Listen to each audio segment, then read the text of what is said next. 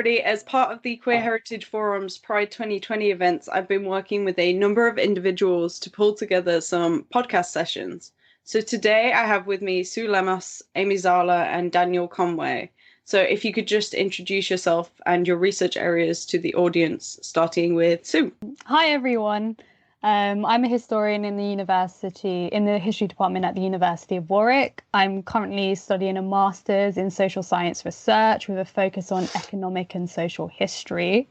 My current project is on the Black lesbian and gay movement in late 20th century Britain, spanning the period that roughly is demarcated, starting with 1985 up until the late 1990s.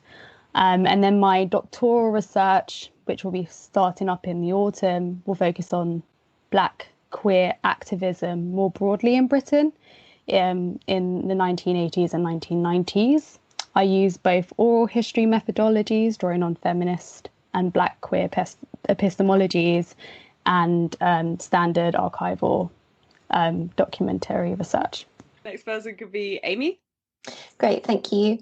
Hi, everyone. And thank you for having me on this podcast. I'm a PhD researcher and graduate teaching assistant at the University of Leicester in the School of Media, Communication and Sociology. And my current research project is looking at queer nightlife spaces in Leicester in England. And in that, there's a focus on resistances and negotiations of unwanted sexual attention in these spaces of the nighttime economy.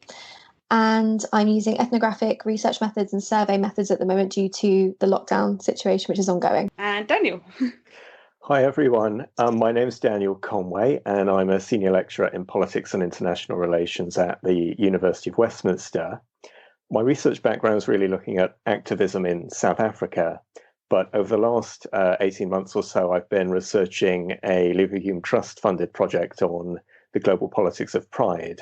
And I was interested in looking at pride events primarily outside of Europe and North America. So I went back to South Africa, I went to Shanghai, to Hong Kong, and to Taipei, and also to Cuba, and then Mumbai. And I ended the sort of fieldwork from the project at World Pride in New York. I was interested in interviewing pride organizers, doing ethnographic work at pride events, but I was particularly interested in people who queer critics of pride. So I was interested in grassroots groups who were critics of mainstream pride. Awesome. And I am Hannah Ayres, a PhD researcher from the University of Warwick, and I look at queer representation in museums and how queer individuals create, critique, and internalize these representations. I'm going to be mainly hosting today's session. I might add a few bits and pieces, but I'm going to be asking a few interesting questions of our guests today. So to start off, as this is a podcast, designed for Pride, I want to know your kind of general thoughts on Stonewall and its legacy that it holds for the queer community today. I think Stonewall's history is quite interesting for me as someone who's trying to carve out a history of Black queer activism in Britain. I think there's kind of this idea that that's kind of the birth of the modern gay movement. And through looking back at Black queer organising, I'd say that idea of queerness or whatever is like a non-normative sexuality extends far beyond that and before that. Also, being in current contemporary queer politics, I'm pleased to see kind of a resurgence of interest in forebearers in the Stonewall movement, such as Marsha P. Johnson, Silva Rivera, and there's more contemporary kind of awareness of them, often in quite a tokenistic way of the fact that there are also Black and brown trans women who are part of the movement. But for me, as someone who was yearning to learn my own history as a queer person, Stonewall at first felt like quite a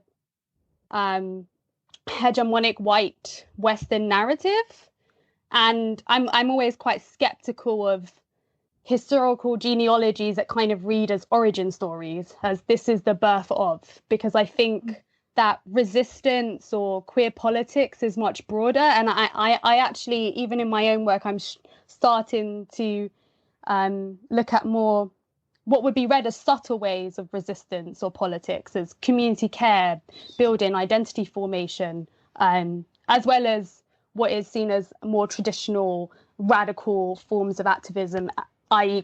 confronting the police or a demonstration.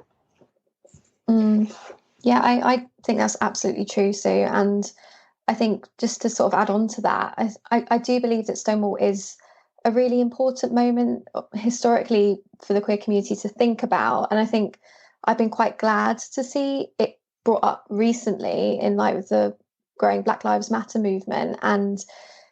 But like you say, I think it can also be very tokenistic at times. And I think sometimes taking this historical moment, which is, again, important in terms of direct action against the police, the work of trans women of colour, a lot of them are also sex workers. I think that's really important to remember. But like you say, how much that then extends into people's contemporary imaginings of their own activism today, I think is important to consider. And I think also an issue with this this American example is that often people don't have any sense of local history and actually anything beyond, Anglophone activism as well, which is problematic, and I think also limits how we might understand and imagine our futures and work as queer people as well. I really agree with all of that, and I think it's really important to situate Stonewall in its context. I mean, if I think about, say, South Africa didn't really have a Stonewall moment. It doesn't really have a resonance in that context, and LGBT organising didn't really become liberationary until the late 80s. So it's important to kind of view Stonewall within its US context. It was also interesting to me at World Pride last year how the legacies of Stonewall were represented in very contrasting ways. And I was struck in particular, for example, that ACT UP as a mode of queer organising was pretty much erased from the official World Pride accounts of Stonewall. So the more sort of radical, queer, disruptive, more recent activism was kind of glossed over. So I think Stonewall is something which is important to reflect on, but we should reflect on it critically and think what's being revealed and obscured within narratives about Stonewall. What do we think about Pride now? So Pride happening today. I'm talking about, specifically in the UK, it appears that the movement has moved on from being a grassroots political statement to a more corporately organised month of events. Just thoughts on this. And Daniel, maybe you could talk a bit more about what it's like in other places of the world. Thanks. Yes, I was really interested, and part of the sort of genesis of the project was to think Pride is quite critiqued in Britain and North America and elsewhere in Europe. And I was just interested in looking at, are these same problems evident elsewhere? Would I sort of see Pride events in South Africa or Asia and think those were also too corporatized, or is something more different happening? And I think over the course of the research, I think it became very clear you have to situate Pride within its local context, and that, in a sense, some of the same issues came up and others didn't. And to give an example, in Shanghai Pride has been criticized for being organized predominantly by expats originally, and it was very corporatized in a certain way. But in that context, activists felt that corporate actors could provide a safe space for an event to take place, or could frame LGBT identity in a way that wasn't as confrontational for the Chinese government. And that in itself, I think, comes with problems and comes with things we could criticize. But I thought that was a slightly different way of considering corporate involvement, to say in Brighton, where corporate involvement is so broad and so dominant, that you can have really meaningless messages. So I used to live in Brighton, and I remember seeing one float in Brighton Pride saying, it was a local employer, and it said, "Proud to be a Brighton employer."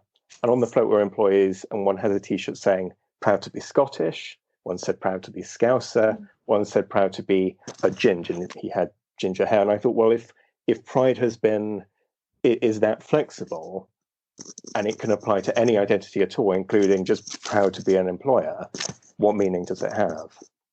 That's really interesting. And I was going to say, I saw quite similar messaging in my master's fieldwork research into whole pride in 2018.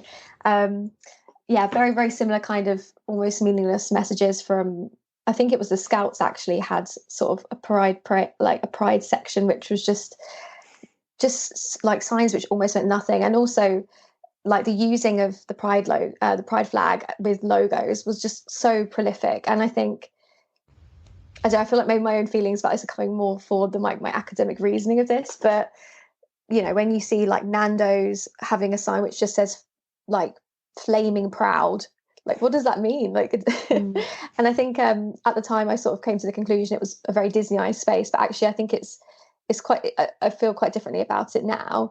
And I think you do see very, very similar things with feminist work and the sort of mainstreaming of gender equality as sort of like a aim for institutions and brands to be achieving. And you see this a lot also with sexual violence activism, how this is sort of taken up by corporations or institutions and organizations and made palatable. I think, the way that you put that, Daniel, was really good. And I think in terms of pride, I think one pitfall, I guess, here is that the commercialization of pride is not really new. This is something which sociologists and geographers have been writing about for like 20, 30 years now, that, you know, pride has been a commercial entity for a long time. But I do think now there is a lot more rhetoric around criticizing that. Maybe I'm just seeing it maybe more on Twitter than in academic articles, which is, I think, encouraging. Mm-hmm. I also think that we should be cautious of not romanticizing pride as a space of community, or, you know, we are proud together. In my research, looking at the Black gay and lesbian movement, it's quite evident that the reason why there was a Black lesbian and gay centre was even created was because there was the need for that space within the wider gay and lesbian movement because of the whiteness of it. And there were many efforts from the Black gay and the Black lesbian and gay centre to create events even before the official Pride Day in London, cultural events which would focus on African, Caribbean, Asian cultures, because they were using the idea of Blackness as one of coalition amongst non-white people at that time. And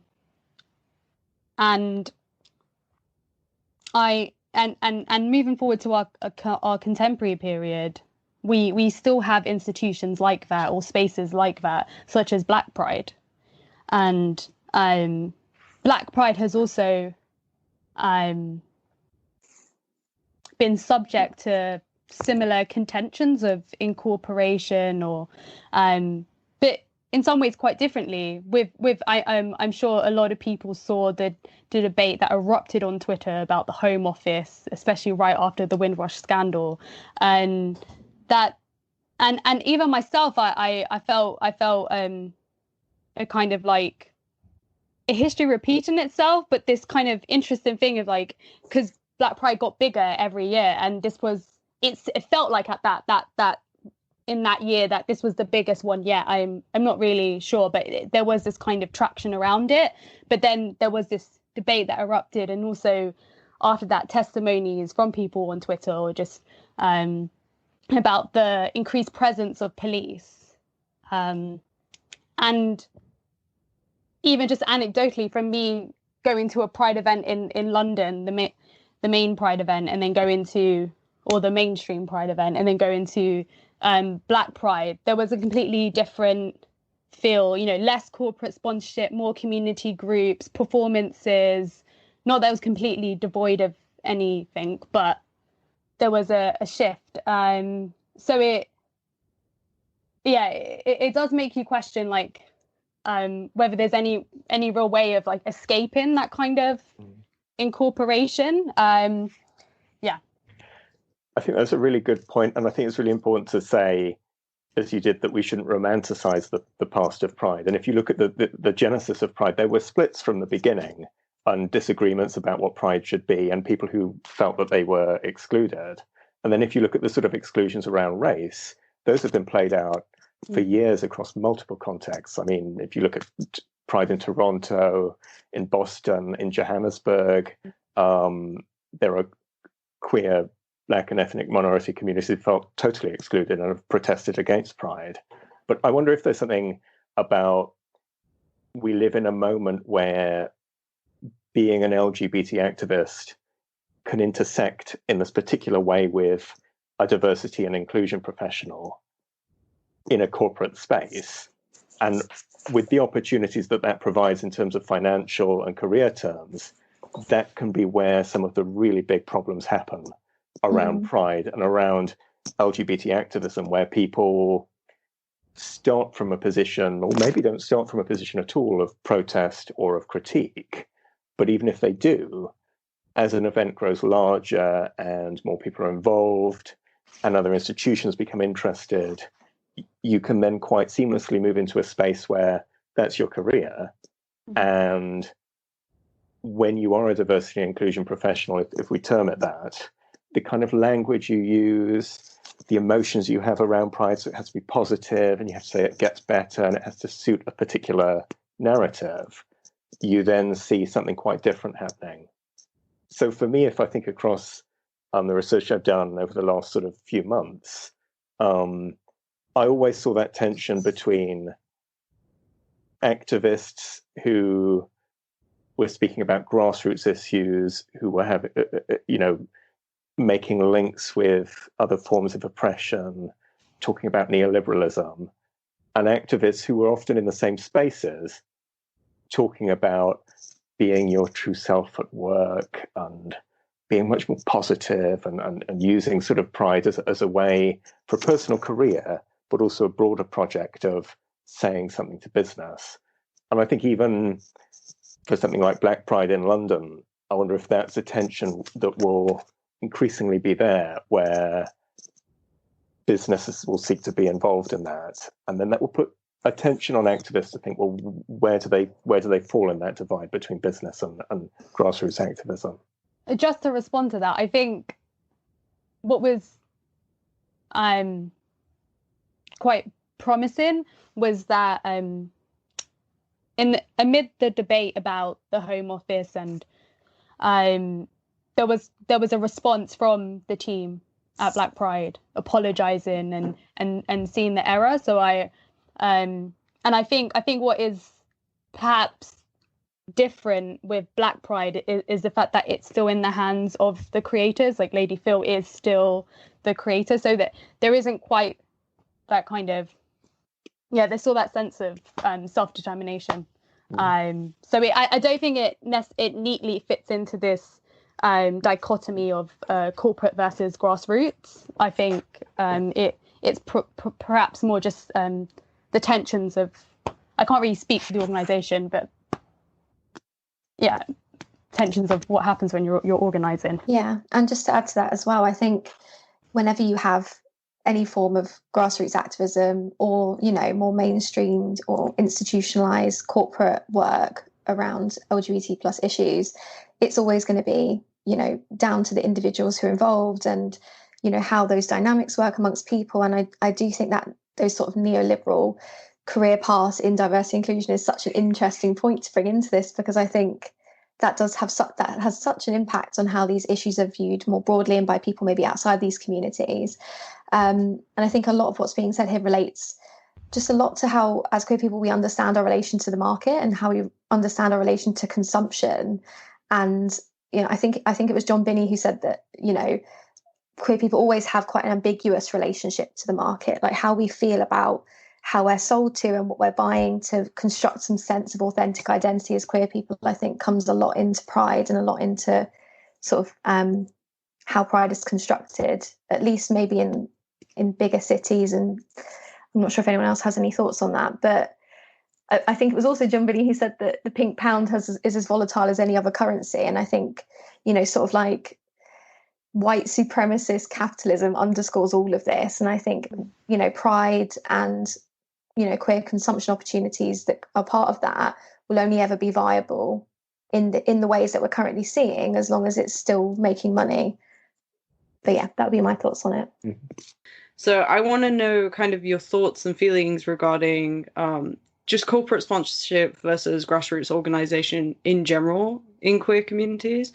So in my research, the way that this kind of applies is I'm starting to look at the difference between radically queering museums and putting radical queer representation in museums versus just offering LGBTQ plus representation. And it sounds like often these things are treated as the same thing when they're definitely not. Like, the British Museum offering an LGBTQ plus tour where they haven't changed anything within the institution.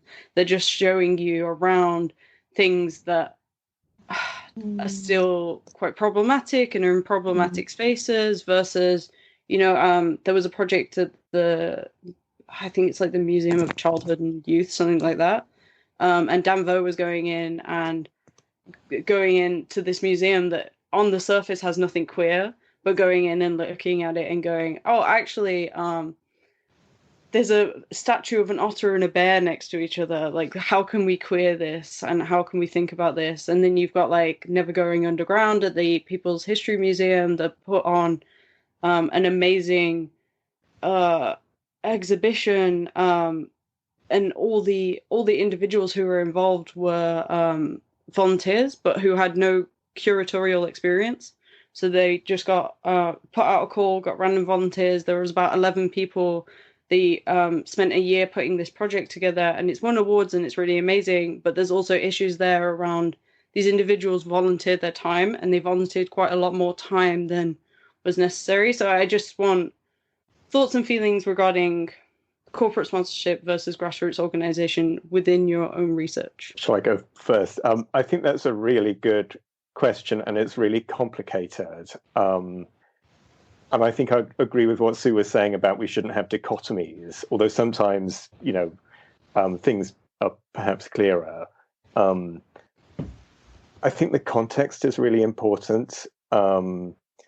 If I'm thinking about some of the sort of examples I came across, so the most clear examples where I felt, corporate involvement was really, truly problematic was at World Pride in New York, where in one sense, the whole city was overtaken by Pride, but that sort of Pride, in a sense, had been totally co-opted by whatever commercial interest wanted to do with it. So every department store had a Pride, seemed to have a Pride range, a sort of T-shirt range, and they'd have, people they identified as activists talking about what Pride and LGBT identity meant to them, but it was selling T-shirts.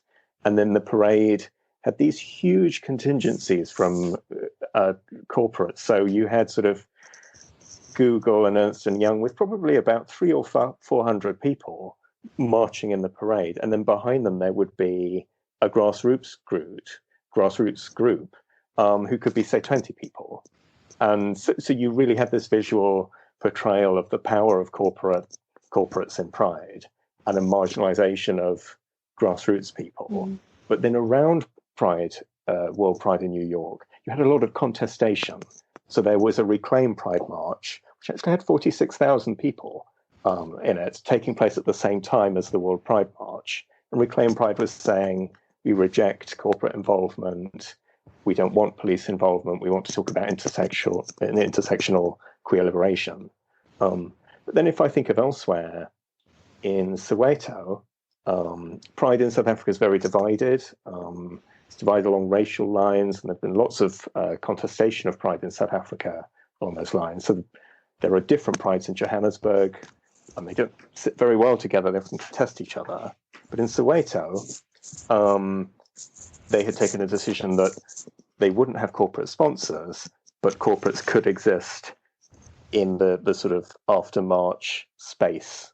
And there was an estate agent that was owned by a queer Black woman who had a stall there. There were many other corporate sponsors, but I kind of thought, what's my attitude toward that estate agent being there? And I thought, well, it's obviously meaningful to that person. They're involved in that way, and as a broader space, Soweto Pride raised lots of issues, provided social spaces, and also access to other activist movements, and was much, much smaller than Johannesburg Pride, which is totally corporate sponsorship. So I think, I'm uncomfortable with corporate involvement, but I think we also have to think about the local contexts and in what way corporates are involved. My last example would be from Shanghai, and I think it brings up some of the problems and also some of the complexities. There was an American man who'd worked for a major American transnational corporation. He'd always been involved in Pride in the US. He was transferred to Shanghai, and he wanted his employer to be involved in Shanghai Pride. They said to him, no, under no circumstance will you have our branding anywhere near Pride in Shanghai. He then raised the issue. He went higher up the corporate hierarchy in the US, and he said, how can this be? You make this big play of being a supporter of the LGBT community, and now you're saying no in this different context in which you work. And in the end, he negotiated that he could be involved. He could wear the rainbow branded T-shirt with the corporation on. He could even organize events for it, but he had to take annual leave in order to do it. So that's what he did. But a participant in Shanghai Pride would have thought that corporation was a sponsor, it was involved, it supported the LGBT community in China. And in a way, it didn't, but it also did because he'd done it. So it did and it didn't.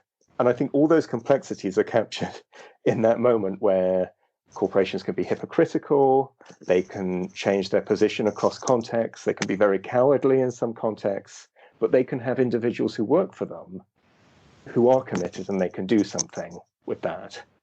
But then a viewer can take the wrong message or think corporates are more committed than they are. So I think it's important we always question, I think. I think there's a lot to be said about sort of just the feelings of people within queer nightlife spaces and to what extent it feels authentic. I do think authenticity is a big thing which maybe people are seeking when they go on nights out in queer spaces. And I think, unfortunately, commercialisation is a massive part of the nighttime economy. I mean, the fact that it's even referred to as part of the economy by so many researchers of it.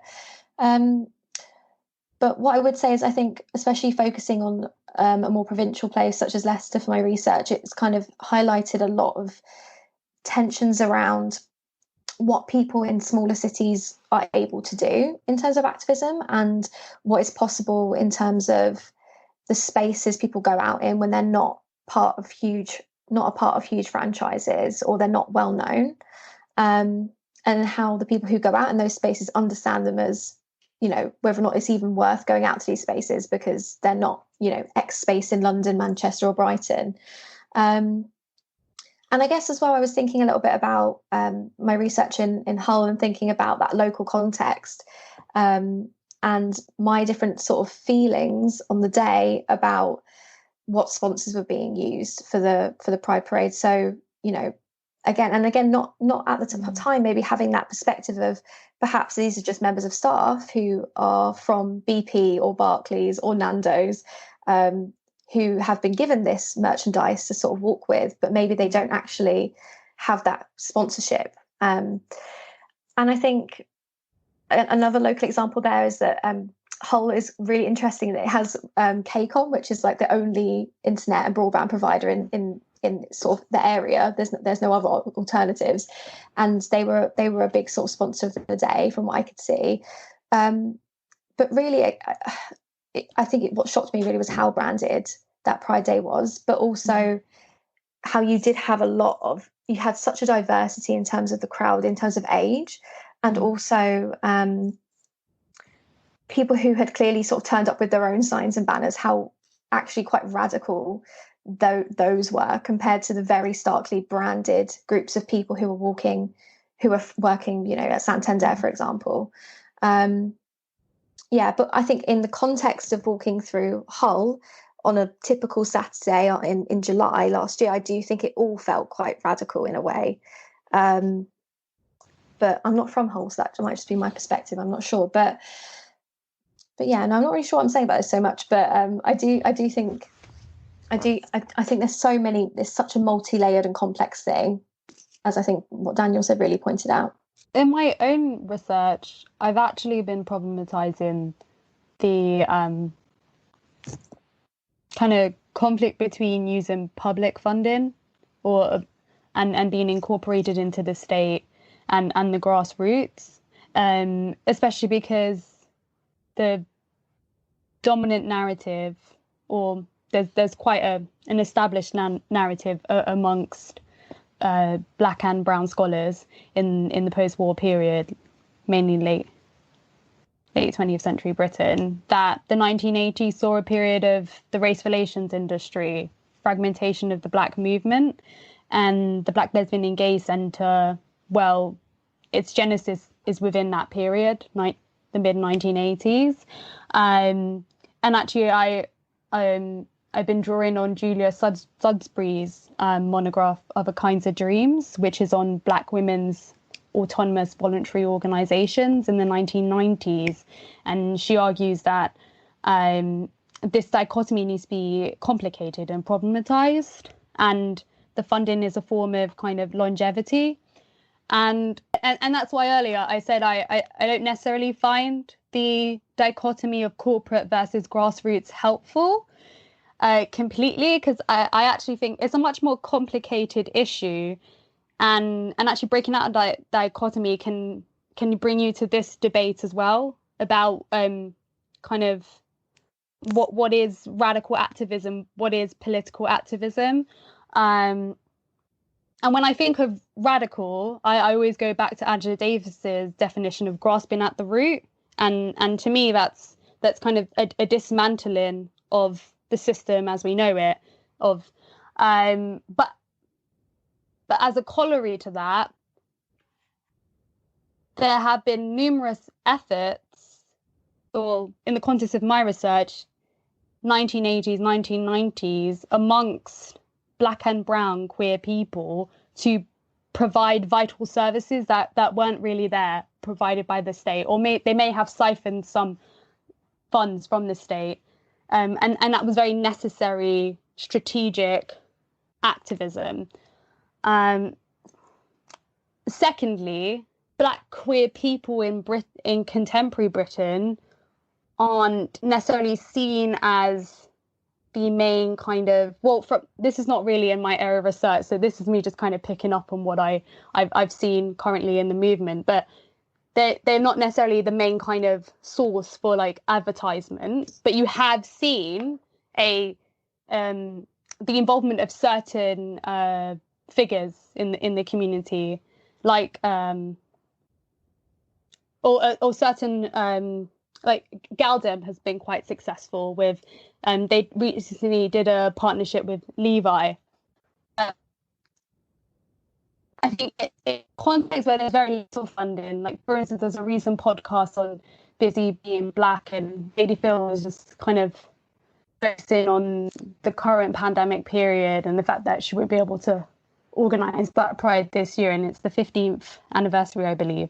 And she said, yeah, we work so hard and there's barely any funding. So I think, yeah, it's a very complicated issue. And I think it depends on what vantage point you're looking at. So when I look at mainstream Pride in London, for instance, that's an absolute saturation of corporate sponsorship. But with spaces such as Galdem or AZ Mag or Black Pride, the questions are different, because also there's a lack of resource and a lot of voluntary labour, and the spaces are so necessary as well. Another thing and picking up kind of on your last point, Sue, and it's a question I already had in my mind because it's something I've been trying to come to terms with myself. Like a lot of queer representation within museums and LGBTQ plus representation is put in place by volunteers, right? Mm-hmm. So like the V&A LGBTQ plus tours are massively popular. A lot of people know about them. When I talk about, oh, do you know about any queer representation in museums? That's kind of the place where people go, and it'll go to in their minds. But actually, it's done by volunteers. Mm-hmm. When I had a conversation with them, I went and gave a talk at the V&A to the tour guides, and I was like, oh, I actually see you as more embedded than other institutions. And they were like, actually, if we were embedded, we would have a say on what gets included in galleries, and we would have a little bit of say about, oh, maybe you should have this label here, but they don't have any of that because they're volunteers. They're not technically working at the V&A. None of that. So I kind of wanted to bring up this issue of money and volunteering and about grassroots organizing being sustainable. That's quite interesting to me because I currently volunteer for the Haringey Vanguard, a lottery heritage funded project on BME LGBTQ plus history in Haringey, North London. And actually the community lead, Veronica McKenzie, is heavily involved in the project and is partnered with the London Metropolitan Archives. So much so that she was principal organizer for the recent Provoke conference in, I think, December 2019. So I haven't completely seen that myself. Actually, what I've seen from being a volunteer for the Haringey Vanguard is a use of these institutions to create a very necessary project. So with the London Metropolitan Archives, you have a base, and then it's going to be deposited at Bruce Castle Museum. But I think what you can have is also that these projects make institutions look sexy and like they're responding to an urgent need, and then I'd also think about then who ends up doing most of the work, and is that labour paid? Veronica, like the Haringey Vanguard's very good because there is that pot of money from the Lottery Heritage Fund, speakers were paid, etc. But there are also other the organising hours that go into organise conference, except from just I think the point about institutional involvement is a really important one, that the sort of institutional funding can really enable important spaces. But I think it can also lead to a situation where some groups get prioritized over others. It obviously comes with the politics of kind of what kind of ways can you get the money, and you sometimes have to sort of adopt a certain paradigm in order to keep that money going. So you have to tell them what maybe they want to hear. And there can be very complex sort of politics around that, where some institutions are much more open to hearing the honest truth than others. But sometimes I think people have to make compromises where they tell the funder one thing, but then they take the money and they do something else that's more meaningful. So I think institutional involvement is really important, but it can come with compromises as well. But I think it gets to that point that you're making around the sheer difficulty of doing queer organising in a context where it can be very difficult. And it can be very difficult to do it in intersectional ways and in ways that are challenging to dominant groups. And I don't really know I have this a clear answer of how to get around that. I mean, I think maybe the main risk in my mind is what I sort of was saying at the beginning. It comes from something as well that I read by a book by Lisa Ward, who looked at Los Angeles Pride, and she said Los Angeles Pride started as a collective of African Americans, Latino and Latina communities, working class, and it struggled to get funding, and it was perceived by the broader LGBT media as quite disorganized. And then over time, it was replaced by university educated graduates who knew the talk, had the right habitus, could organize an event that looked right for the broader community. And over time, Los Angeles Pride got bigger and bigger and more professional and fancier, but that original community was sort of edged out and viewed as inappropriate. And in a way, that's a depressing case study. And I think in reality, a lot of things are more complex than that. But I think those are the risks when we're reliant on institutional funding and on ticking boxes. But then getting away from that, I don't know how to do that in the current context. Making me think a little bit, not so much of an example that's not so much of grassroots activism and organisation, but more an individual activist. And I was just thinking about the recent kind of things that have come out around Monroe Bergdorf, where L'Oreal, of course, dropped her a few years ago for various reasons, as well as Childline at the time as well. I'm not sure how to put it other than being more radical than they're maybe ready to present to the world, and then and very much using her as a token. And then a few years later, putting out a Black Lives Matter statement, then to be held accountable not only by Monroe herself, but also a team, I guess, of activist people online. And now that's gone through a whole cycle of sort of public apology and acceptance of that apology and a point of wanting to move forward. And I think that's actually a really hopeful and optimistic example of maybe holding corporations accountable for what they sort of like walking the walk, right? Like doing what they say they're going to do. And I also think it's quite a nice example of forgiveness and like willingness to move forward. So that was something which reminded me of this kind of dichotomy. Well, as we say, we're kind of just trying to like deconstruct this dichotomy, but that reminds me of it a little bit, and in more of an optimistic way. But I'm not sure if anyone else has any thoughts on that. Also, something I was thinking just then is that it's important to think of corporations as collections of people as well. So corporations will have their public face, but within that there will be lots of contradictions and possibilities of potential change. So within a corporation, there will be people who will be unhappy with the line they've taken, who are aware that it's problematic, and that sometimes you can work with that and change it. But of course, it's important to be aware that other times you can't. And so I think it is dealing with that complexity, I think. Yeah, I think it's super complex. And also, I'm coming at this question from a point of a view that I think people should be paid for the work that they're doing. They should be, it makes it really difficult for, museums are very exclusionary in the way that they work and what they present. And it also it makes it really difficult for individuals to have, somebody always says, who are we allowing to have a seat at the table? Who's not here? And I think it makes it really difficult for some people who can't afford to volunteer, wouldn't want to volunteer for very personal reasons. It makes it difficult for them to have, this seat at the table. But yeah, I wanted to kind of move on to talking about how do we think organizations fare when they're trying to cover like a really wide base of interests?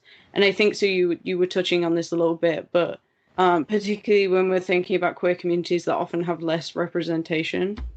I've got some thoughts on that. And actually, I guess it kind of builds on from what you were saying just now, Hannah, about being paid for the work that you do, right? In terms of we're all kind of coming from a place of academia, which is, a sector which is like critically underpaying and, not getting people, I'm sure we're all aware of like the situation for precarity and not having, as many funded PhD, studentships as they should, and all of these other things and all of the just extra work that people do, which is completely unpaid, but which we're all seeing as vitally important work to do as well. And I think so much of that, those people who are getting into those positions of funding or getting the secure jobs are people who have been privileged along the way, myself included, and who are then, what's deemed as like important research or what's deemed as, research which is going to get funding is not usually really the kinds of ideas or topics which are more radical, and especially within research on queer lives. And I think that also relates then to the issue we're having with how does activism sort of incorporate everybody under this umbrella of LGBT plus that we're trying to include. And I think then often you do get these pieces of quite career-focused, neoliberal, I'm not sure how else really to phrase it than that, pieces of work which do go along with these mainstream ideas of positivity and inclusion and how we're doing better, rather than more critical pieces of work and more intersectional pieces of work. That being said, obviously, hearing about the research which is going on, with Sue and Daniel is really positive, and it does make me feel a little better about that situation. But I do think it's important to recognise where we're all coming from as well in terms of this discussion. Can I just respond to that? Yeah. Yes. So I think that's really interesting what you just said. I had that view of academia, and I still do to an extent. I think funding cycles are interesting, and they have trends. So I believe I'm in part of the Black cultural renaissance that is currently ongoing in our country, and then because I'm on a funded 1+3, so and actually my one of the principal arguments in my dissertation for my master's, which will then feed into my PhD, is that although there is this myopic view of both Black and queer history in Britain, there has been a plethora of community engaged or community history projects amongst Black and brown queer people in Britain, and historical production in many different ways, not just through the Ruckus Archive, for instance, that was institutionalized at the London Metropolitan Archives, but cultural production, so narratives, fictional narratives that are informed by personal experience, and film, notably from Isaac Julian. I didn't necessarily put that argument in my funding application, but I did put the other things I mentioned earlier, and I think sometimes things are seen as a part of sometimes things are seen as hot in academia and then given funding, but there's a precarity that comes with that. Mm-hmm. and what's fashionable at times, so for instance, someone can end up being the first person to write on something, but that's also because of the context that they're in. I think of I've gone to talks before, and Gemma Romain has spoken, and one of the reasons she's independent historian is because she struggled to get a job in academia because there was no interest in hiring Black academics. So I'm very aware of what is fashionable at the time, and that this period is very short. I guess that there can be this view of corporations or that there's no space for radical thought in certain streams, but the thing that's kind of slippery and kind of conniving is that there is, to an extent, you're just incorporated, like Capital incorporates you, or the Academy incorporates you, and then you become their diversity chip, right? Yes. So I guess that's what I always kind of have to remind myself, because I think I was first like radicalized through Black studies to an extent, and I read pieces like Fred Moten's Undercommon, so this idea of stealing, but also that your space, your presence in the academy can be one of like co-option and both, radical subversion. Those two things aren't mutually exclusive. Yeah, that's brilliant. Yeah, I agree with that. I think academia is an interesting one, and I think also the notion of sort of the relationship between academia and activism is an interesting one as well, and where is there a divide? Where are the divides? And if I just think of my own work, academia is a place where you can do critical work and you can queer in the ways that Sue's talking about, but it can also be difficult when you're contested. Even sort of things people, some of my colleagues just assume I've been on holiday. They assume sort of, if you research Pride, well, isn't that just a party? Isn't that just a holiday? And in some ways you think, well, you could say that's just a humorous like exchange, but I think it also draws from a marginalization of queer work and LGBT organizing, that people would just say, well, if you look at Pride, that's just going on holiday. So you have that, but then in a sense, academia is a space where you can do that work. But I think it's challenging, and I think Sue's right that there are phases, and we're in a phase where there is a bit of a critical opening up, but we should also be aware of the ongoing contestation of that. And even just talking over the last few days with some academic friends of mine, I've been talking about conversations that have been taking place in universities about decolonizing the curriculum. And in one way, those spaces have opened up belatedly. There may be changes because of it.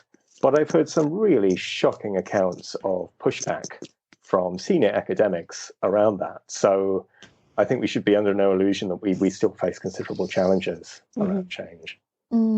Yeah, I agree. I think we're really in a moment, both in academia and as activists, that there is this opening up, and I think, I'm not sure if it's something as well to do with the ongoing pandemic. Giving people maybe more resources or time to think about this, and sort of seeing friends, colleagues, and so on become more engaged with activism. But I do think there is this moment where, even within an increasingly obviously far right moving world, I do think there has been this opening up of radical thought as well, which is what I'm kind of pinning all my hopes on during this lockdown period, and all my hopes. But yeah, it's very complicated. Yeah, just talking from my own experience, I'm a PhD student, but I'm not funded. I get that government little bit of money to only just cover my tuition fees, but I'm not funded. I'm full time. I have to pick up work wherever I can. I'm still in a very privileged situation where my parents put up with me and I live with them and I don't have to pay rent. So I am privileged in that sense. But, yeah, it's really interesting to think about, we're coming to this conversation and where are we actually coming from? And actually, in my own experience, I think, I don't know, like, I'm free. I feel free to do and say what I like. Like, I'm not beholden to anybody. Like, I'm not in terms of funding, maybe that will get me in trouble later down the line trying to get the jobs. But I'm not, I'm fairly free in what I say and what I do. And if I wanted to change, my PhD, I know everybody's PhD changed, but mine fully changed, and I never had to tell anybody other than my supervisors, where I know other people had to go through forms and, like ESRC, I need to go through a form to completely just change my PhD a little bit. These regulations are in place. And also, I have that freedom that I know a lot of people don't have, specifically in history. They have to get that PhD done in 3 years. Whereas if I suddenly wanted to go part-time, I could, without any resistance, any pushback. I could take that time and space. Also, I run, I was thinking about this podcast and doing this podcast, and I'm asking you to do it for free and on good faith that I'm doing it, and also I run a group at the University of Warwick called Queer History Warwick, and we get £500 to work with and invite people and do the work that we do, and often that also requires a lot of good faith, right? It requires me to go out and talk to people and say, look, can you do this? And I might not be able to offer you dinner afterwards, and I might not be able to offer you money. I can pay for your train tickets, but I can't offer you much else. Can you still do it? And often I feel like quite cheeky doing that. It's really difficult to balance these two things. And with the pandemic happening and with the situation universities being what it is, our funding is basically no more. Like, we have to, like, now I'm having to think, I really don't want this space to disappear at the uni, but what am I going to do moving forwards? And also, I was going to go back to it earlier, but again, talking about who gets a seat at the table, like, often this work and who I can ask to be involved and who I can ask comes from my own understanding of queer work and understanding who at the university is doing queer work, who can I ask to be involved in this and help me put on events. And actually I'm asking them to do a lot in terms of their free time and space. So yeah, it's complicated. I think often though that sort of tension around being paid for work that you're doing, it really depends on who's asking you to do the work, right? So if you're being asked to do X amount of hours teaching beyond what you're being paid for as an hourly paid member of staff, for example, that's very different than, I think, someone from a not funded very well / not funded at all in a pandemic queer history group asking you to do something. And I think, but I do also think the problem with academia, of course, is that career development depends on so much unpaid work and so much of this, which I think feeds into it. But I've got a point that came to mind earlier, and something you said, Amy, at the beginning when we were talking about academia, about how you sort of get status and recognition in academia at this moment, and how academia being in a neoliberal marketplace, I think, favours people who have quite simplistic messages, and also, I think you said, sort of positive messages.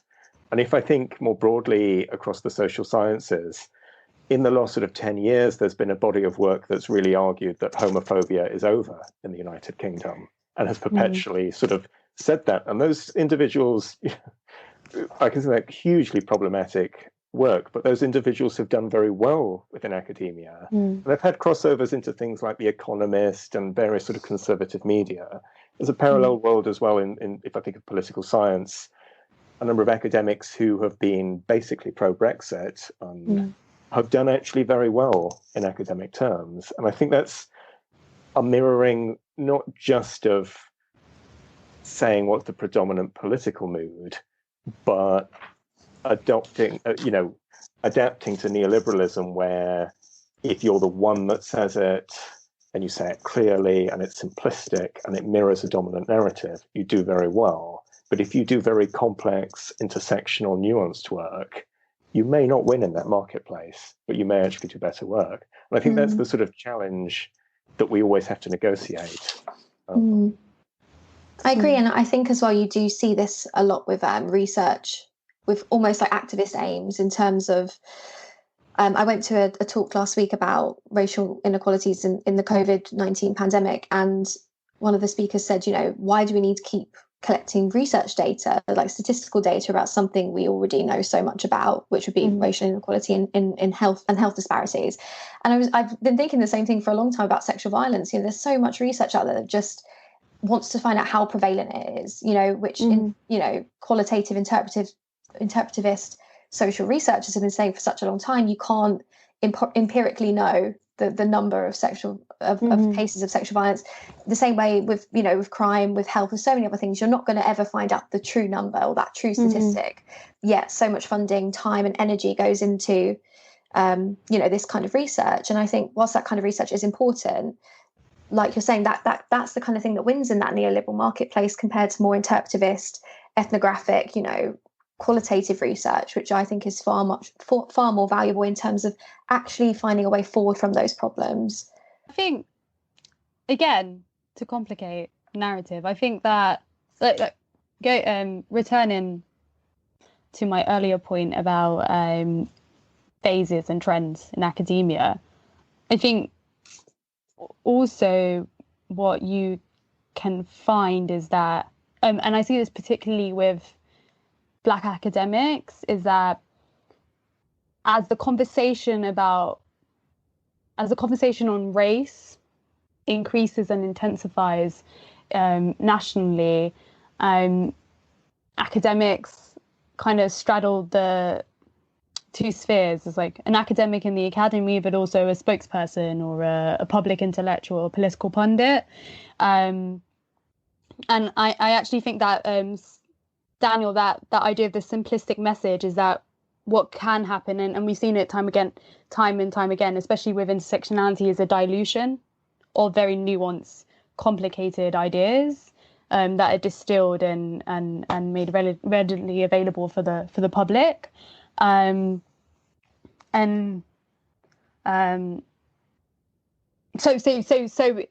and it's through that, sometimes I think through that kind of misreading, then spaces can open up for more radical kind of work. Talking about radical queerness, a question I have is do we think that queerness must always be radical to be queer? And can it exist within this corporate world and still maintain this radicalness? And I know you've been touching on it as we went along, Sue. You know, like does it always become co-opted? You know, when I'm talking about museums, like as soon as a queer narrative comes in, it's often simplified and, you know, this person was gender diverse in the past and they're also lesbian and they're also this and this and this, but we only have space for one message. So let's just present that one message, and that's not radical. I don't see it as radical. Well, I think it depends how you're using the term queer, because queer as a politic, one shifts and is much more far-ranging, is kind of anti-essentialist, and queer can be used just as an identity marker. I don't necessarily always just use the term queer to describe political work. In my research, I think about the Black Lesbian and Gay Centre and the Black Lesbian and Gay movement as part of a broader trajectory of Black radicalism in Britain and transnational Black organising. So I just think more broadly about what is radical, like what do we mean by radical and activism. But often what you can see is more of a kind of, in certain events or in museums, is a kind of diversity and inclusion thrust of here is a gay identity or an LGBTQ plus narrative, or here are a few Black trans artists, and we've given them a space to have a residency or a performance. But what doesn't necessarily get translated is a much more complex kind of wrestling with rigid notions of gender and sexuality and identity more broadly, or identity formation. I think it's a really interesting question. I think it's also true. It's really how we define queer, and can queer be defined in a simple way? And should it be? And if queer is always, if the inherent of queer and queering is to unsettle, to transgress, to provoke, to envisage a world we don't live in, should it ever be co-opted? But then where does sort of meaningful change happen within that? So I think it's a really complex question, and something I've sort of been thinking about as well. I think John Binney said in one of his books, he said, you know, gay has become one more brand name in which we can buy. It's become this sort of lifestyle brand, and that was sort of the critique of the commercialization of pride. Could we say that there's a risk of queer becoming that? And again, we live in a moment where queerness and queer is much more in the public imagination and is used in all sorts of things.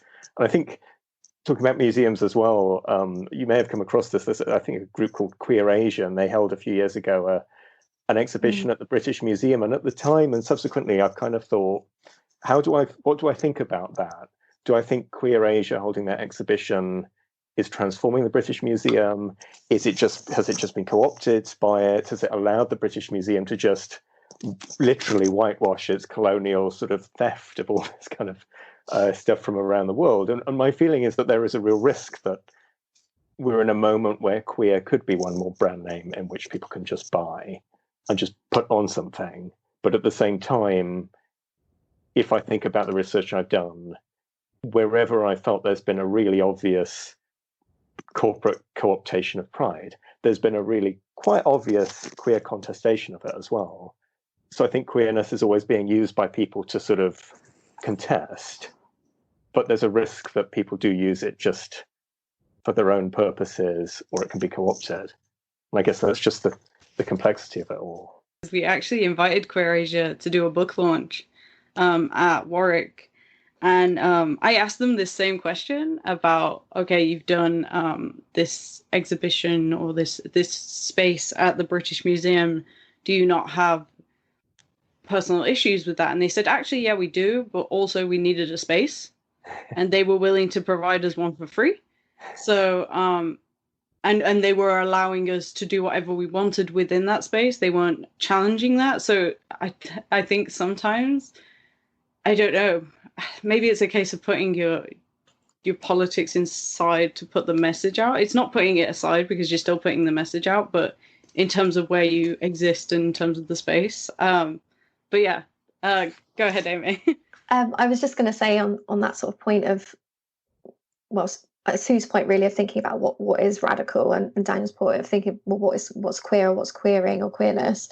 I think they're both really interesting points, and I think when I sort of saw that question as laid out before this, I was thinking I was thinking to a lot of discussions between me and sort of queer friends about, am I queer enough? You know, a friend of mine, Mel, actually wrote a really fantastic blog post about this recently, and they're non-binary, and was sort of saying, am I queer enough? You know, and I do think sometimes this sort of imagined radical, revolutionary queer, it kind of creates a very unrealistic expectation for sort of the everyday embodied reality of being queer today. And I think sometimes it leaves maybe some people living ordinary lives to feel that's quite unattainable, and that they don't quite fit into that idea, which I think is quite disempowering and unhelpful, actually, for activism.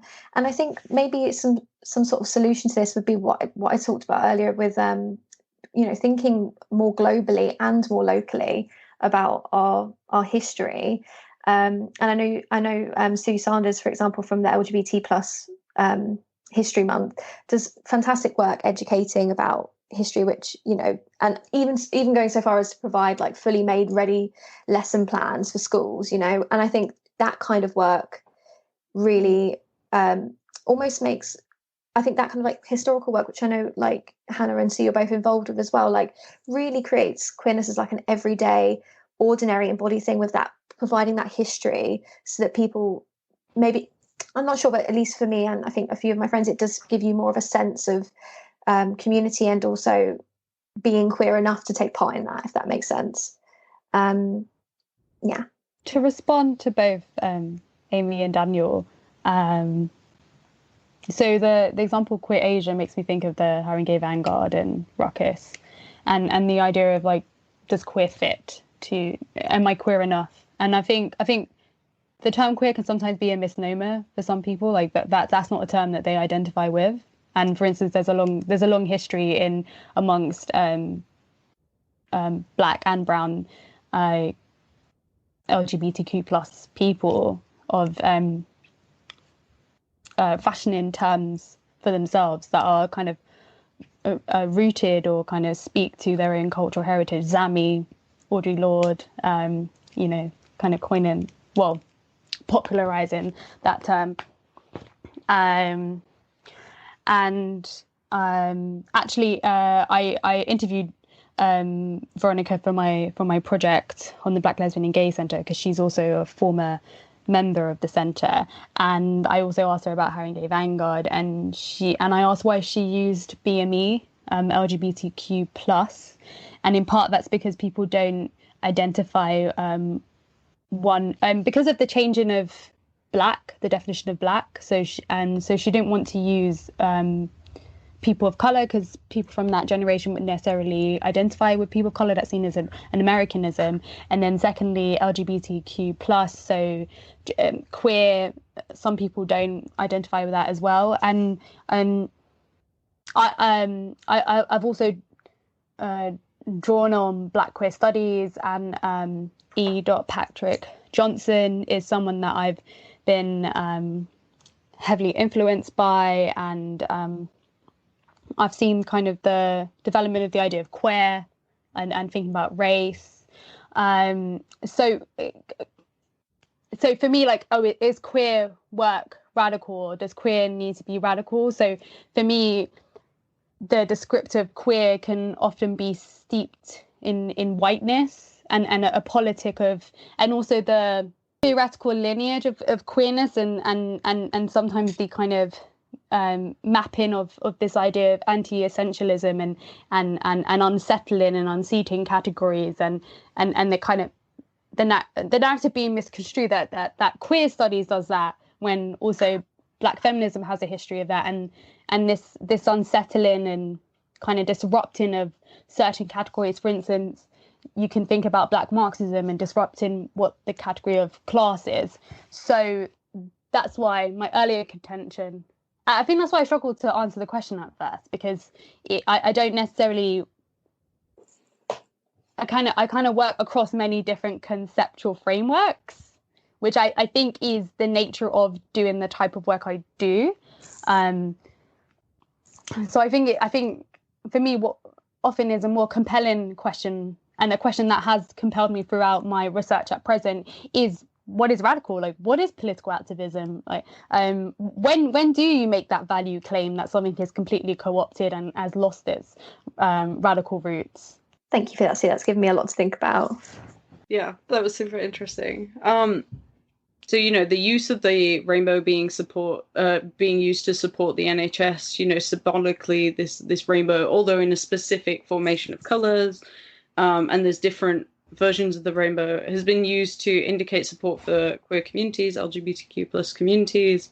And I've actually seen some rather horrible comments saying that now the rainbow has been reclaimed from the LGBTQ plus community. Now it's ours again. Yes, we can use the rainbow. And I think, in terms of symbols, what do you think about symbols, and symbols being co-opted and symbols being used across different movements? Like, what are our thoughts on these? I think it's really interesting with the pride flag. I think personally it's become a much more mundane object, but also far more contentious because of just the increasingly fascist world that we live in. So I think this sort of question does raise a lot of more interesting questions about what we consider to be ours, and sort of the lineage of that. And I think a big part of my sort of like thinking about the NHS using this flag was that, well, actually the NHS has been, using the pride flag for a number of years, and has been doing that in support of its, of LGBTQ plus people, both in terms of its staff and also the communities it serves in healthcare.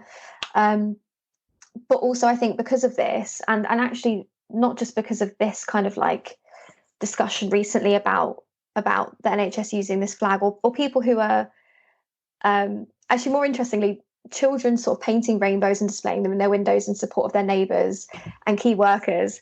I think the really interesting part of that is this idea of like childhood innocence, and why has it got to be about the LGBT plus community, right? Like, which obviously is just very thinly veiled, like homophobia, transphobia, and so on. But I think that rhetoric of like children's innocence being brought in is really interesting, because I found that there's a children's healthcare centre called Evelina, I think, in London, and they have been posting for a number of years about why they support the LGBT community through using rainbows. And I think it's interesting again how you get this like twisting of the narrative by people who want to support key workers and NHS staff only because we're in a pandemic right now, and they want to then separate out the queer part of that, and they want to sort of make that very separate. And I think rather than attacking that, maybe like trying to understand where people are coming from with that and then approaching it is more helpful. But yeah, they were kind of my initial thoughts on that issue. I think it's a really good question, how we feel about the use of the rainbow in that way. And I've kind of been thinking about when we, who owns the rainbow, and what does it mean when the rainbow's deployed, and what are the differences even before this? So we assume that the rainbow always means LGBT and always is associated with pride. But if you look internationally, there are people across the world who would look at a rainbow and just not make those associations. So the rainbow itself has that sort of same loaded history with Stonewall and pride, but doesn't necessarily translate. But also think about Sarah Ahmed's work when she critiques diversity and inclusion, and says one of her critiques of that is that the sort of values and actions and emotions get deposited in objects and symbols, the rainbow being one. So like Amy said, the rainbow lanyard is used by the NHS just like other employers to signify a commitment to diversity and inclusion, but may have been worn by members of the NHS, just like other institutions, in a way that's very unthinking, with no real commitment, with no commitment to really do anything. So maybe the use of it at the moment with the NHS is just an inherent risk of all kind of symbology. Just like Absolute Vodka, for example, have for a long time said they have the authentic ownership for their brand, for the rainbow, because Gilbert Baker said they could have it. And Gilbert Baker being the person who is credited for having chosen the rainbow for pride. And that in itself is quite an extraordinary thing to say, I think, that you have this ownership of a set of colours and a symbol because someone has told you have.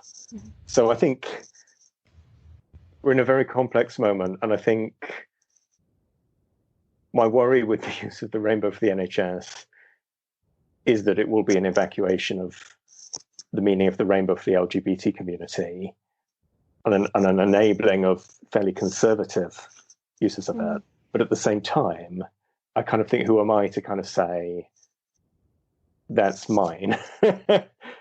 And we should always contest those things anyway. Something I've noticed in the last couple of weeks, following, again, like the increase of people taking part in the Black Lives Matter movement, and also with various transphobic laws being sort of put in place across the world, and with all of the stuff that happened last week with J.K. Rowling on Twitter, I've noticed a lot more LGBT plus activists that I follow deciding to engage now with the intersectional pride flag, which of course has like the black and brown stripes and the trans stripes on it as well. And I think it's interesting to me that it's taken a lot of people a long time to arrive to using that symbol, but also I think maybe there's again some optimism in that perhaps this moment of like you say, Daniel, being evacuated from this using an old pride flag because of it being taken up by other groups of people. Perhaps this is time where people can then realise, well, actually there is another option for us to be using, which a lot of people have been using for a while, which might be more, which is more appropriate. I think, and when you think about the symbolism of the pride flag, for me, that's often steeped in kind of a white homo nationalism. And there really has been this dilution of what that is, and there are so many queer people who are left out of that symbolism, and there's a disassociation with that flag. This is not for everyone, and I think also the inclusive pride flag is obviously a response to that. But also, for me, it's a very kind of visual representation of an Add and Stir kind of response as well. And the flag is associated with that modern Western narrative of gay rights and gay liberation, which I think is really, really important to disrupt, especially if you're thinking about decolonial queer critique or queer of colour critique. I think it was also kind of, in some respects, cheeky. It is the fact that corporations or companies can just use the same cultural artifact again, but rebranded and repackaged for another corporate social responsible like cause. right? Which is just kind of completely indicative of capitalism. Secondly, the rhetoric is around queer workers has really for me been quite troubling, because I at first when I saw kind of messages in people's windows and in the media for key workers and the rainbow, at first what I was thinking is, are you also thinking about the disproportionate amount of deaths amongst Black and brown key workers? Are you thinking of that? Also, have you been a proponent of the NHS and public spending? It's this kind of weird kind of frontline war mentality. You're here, you're serving the nation, but who are you thinking of as the people who are serving and protecting the nation? And I think all those themes are all intersected and kind of encapsulated in how people use a flag. So in terms of complicating it, I think also the discussion should be about if people are thinking about the intersection of race and who are most likely to be affected on the front line. But I kind of want to end on providing interesting examples from what you've seen, what you've come across. You know, what does good queer organizing look like to you? Whether it's corporate, whether it's grassroots, what does it look like? Shall I go first? If I think, I mean, some of the people, I mean, I remember when I was doing the research in South Africa, I went to see the organizer of Ekurhuleni Pride, which is a township in the south of Johannesburg. And it was organized by a woman who uses her house as a queer space. There aren't really any queer spaces in that particular area of Johannesburg. And people can turn up there and just, you know, hang out with her if they want to, or she has an office with sort of literature and advice and support for people. But she organizes a pride specifically in a different area of Johannesburg where there may have been a homophobic attack, and she'll specifically do it to raise visibility in that area where there is no visibility. And she had very minimal resources. It just wasn't the glamorized sort of Johannesburg pride, but for me, she was doing something that was really meaningful and really important. And I think across the research I've been doing, wherever there's been a very large scale, corporatized, glamorized pride, there has in the same space or in an adjacent space been a grassroots equivalent. And I think those alternative prides, for me, are the more meaningful and more important, I think. Shall I go next? Yeah. So I'm coming from a background, I guess, of being really interested in sexual health and in education. And obviously my research focuses in nightlife, so I'm really interested in that as well. So I guess my choices of grassroots activists or good queer organising is quite kind of skewed to that. The first sort of example I've got would be Trade Sexual Health, which operates in Leicestershire and Rutland. And I volunteer for them. And yeah, I think the reasons why I'm quite, like, I guess, blown away by Trade and how they work is very much that they're very accessible. They really, really think outside the box in terms of accessibility. They're very intersectional and very much tuned into the local community and to ongoing events, politics, things that are happening, and are responsive to that as well. And I think sexual health is so often something that kind of gets like left behind or forgotten about in terms of queer activism. And I think it's so important. Something else I'd also mention would be Queer House Party, which I know is amongst many online sort of forms of like reimagining nightlife in the pandemic. But I absolutely love Queer House Party. I find it so fun, so interesting, and really, like, I'm not sure how really to describe it other than it is very, very, it feels very radical. It feels very activist, even though it's, you know, an online night out. And I think they have strippers coming on, and they like are really like encourage people to tip all the time. They have all sorts of like political messaging on people's t-shirts, like all sorts of stuff going on that just feels very exciting to be a part of. And especially I think in a time like now when everyone can feel so isolated, I think that's really important. And then I guess also I'd also kind of mentioned Sexpression UK, which I've also volunteered for in the past, but again, that just like sex education is just so important. And like I say, I think sometimes it can be left behind in queer organising, and although it's not an LGBT plus specific charity, it's very, very queer in terms of the discussions. I'm not sure if this is even the right way to put it really, but it's very queer in terms of the discussions that are being had and the people that are working for it, and the sort of mind frames people are working in when they are providing the sex education in schools, in secondary schools, so I think that is really, really, really fantastic. So I guess again, those forms of activism are very much based in education and nightlife, so not really necessarily too broad, but yeah, those would be my kind of like ideas about good activism, good organising. In terms of organising and activism, in the last couple of years, I think I've turned towards more aspects of community building, or what I've just been kind of noting, and I think efforts like Black Pride and Unmuted Birmingham, which are both spaces for queer people of colour, are really important and kind of show a real kind of self-determination in the community to create spaces that are nurturing and compassionate.